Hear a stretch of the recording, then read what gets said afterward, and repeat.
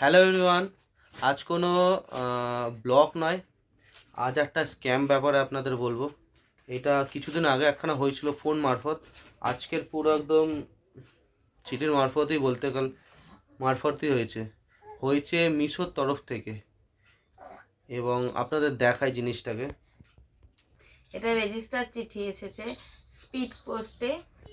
এখানে আমার নাম লেখা আছে, আমার মিশোতে যে ঠিকানাটা দেওয়া ছিল সেই সেম ঠিকানাটা এখানে দেওয়া আছে।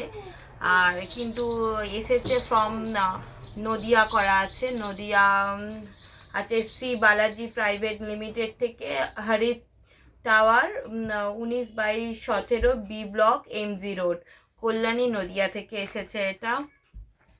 তার সঙ্গে মিশোর একটা এই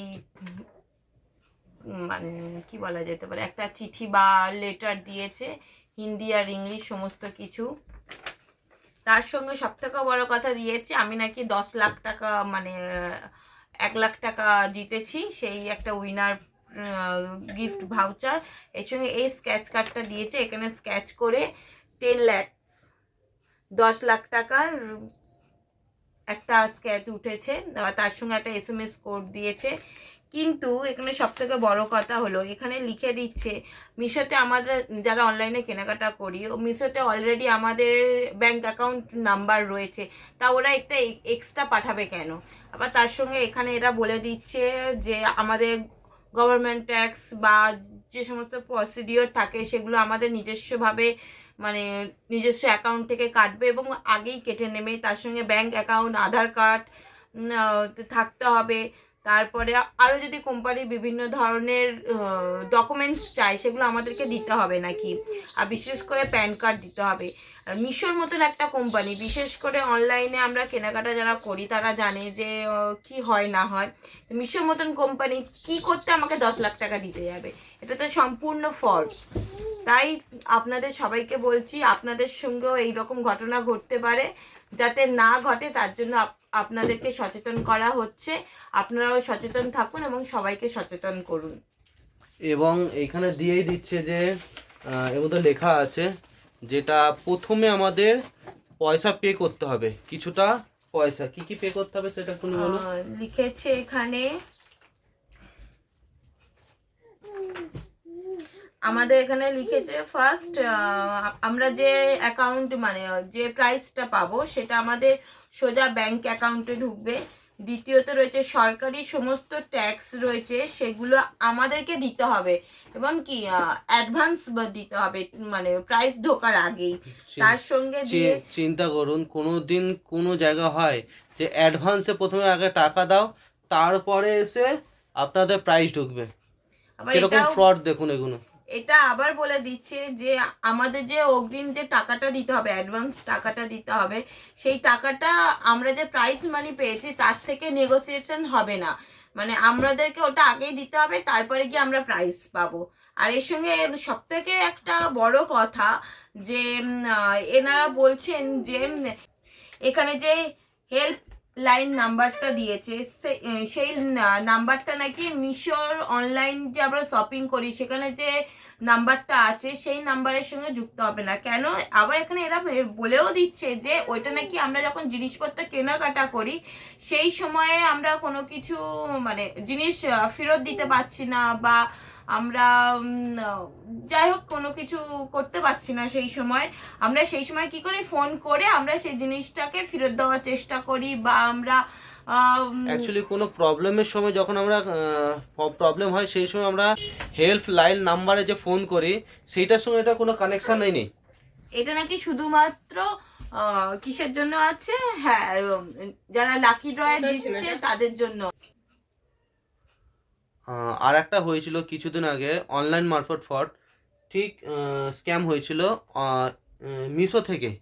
এবং কি ঘটনা ঘটেছিল এর সময় হয়েছিল ঠিক হ্যাঁ, ঘটনাটা। ঠিক 1 থেকে 1.5 মাস আগে আমার কাছে একটা কল আসে।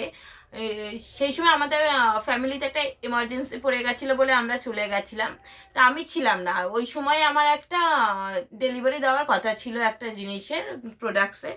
তা যখন হচ্ছে কিনা আমাকে ফোন করে বলা হচ্ছে যে আপনার এই এসেছে, ডেলিভারি এসেছে, আপনাকে নিতে হবে। আমি তখন বললাম আমার একটা ফ্যামিলিতে এমার্জেন্সি পড়ে গেছে, আমি তো বাড়িতে নেই, তাই আমি নিতে পারবো না, আপনি পরের দিন আসুন। তা তখন বলছে আপনার বাড়িতে কেউ নেই? আচ্ছা, আমার বাড়িতে কেউ নেই এখন বাড়িতে। তখন বলছে না, আপনি যে কোনো কাউকে নিন, আপনি অনলাইন পে করুন।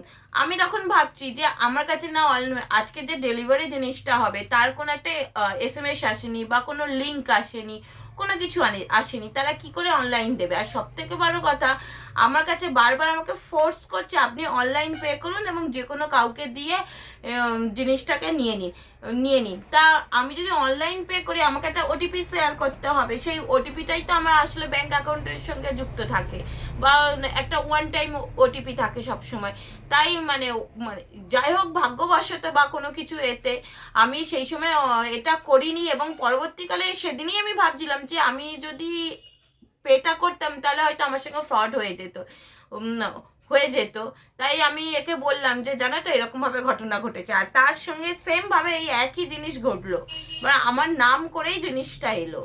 আর একখানা জিনিস, সেই সময় পরে অনলাইনে যখন চেক করা হচ্ছে জিনিসটা যে ডেলিভারি হয়েছে কিনা, সেই সময় অনলাইনে চেক যখন যারা মিশো থেকে কেনাকাটি করে অবশ্যই দেখবেন যে যেদিন ডেলিভারি হবে সেদিন করে তার SMS চলে আসে, এবং অনলাইনে যারা শপিং অনলাইনে যখন সেই ট্র্যাকারে থাকে। প্রোডাক্টটার মধ্যে যে ট্র্যাকারের মধ্যে দেখবেন কিছু সিম্বলভাবে দিয়ে দেয় যে ডেলিভারি হয়েছে কিনা। কিন্তু সেই পরবর্তীকালে যখন একদিন পরে বা সেই সময় রাত্রে মানে বেলা করে যখন চেক করা হয়েছে, আউট অফ ডেলিভারি বেরোয়নি। যারা অনলাইনে কেনাকাটা করেন অবশ্যই একটু সাবধানে কেনাকাটা করবেন, এবং এখন প্রচুর পরিমাণে মানে স্ক্যাম হচ্ছে, সেইগুলো থেকে দূরে থাকবেন, এবং ভিডিওটা শেয়ার করবেন সবার সঙ্গে, যাতে সবাই সচেতন হতে পারে, এই এবং যে কারোর সঙ্গে যাতে 10 লাখ টাকার নাকি। কারোর সঙ্গে ফ্রড না হয়, এবং কারোর সঙ্গে যাতে ফ্রড না হয়, অবশ্যই আপনারা সাবধানে থাকবেন এবং সচেতন থাকবেন। তাহলে আজকে ভিডিও এখানেই শেষ করি। টাটা মিশো। মিশোর তো এখানে দোষ নেই, মিশোর নাম করে এখানে একটা ফ্রড করা হচ্ছে, কারণ অত বড় কোম্পানি কখনো ফ্রড করবে না, এবং মিশোর নাম করে এগুলো ফ্রড হচ্ছে। ঠিক আছে, এখানে রাখি ভিডিওটা, এন্ড করে এখানে।